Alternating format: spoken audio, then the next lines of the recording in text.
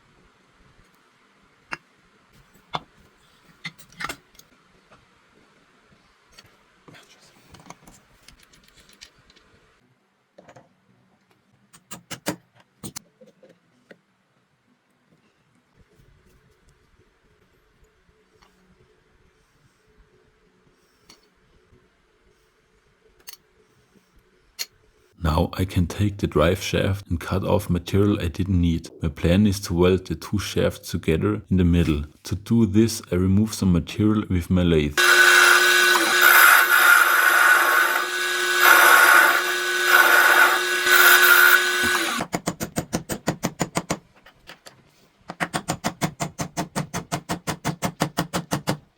I then build a construction that I can weld the two shafts straight together.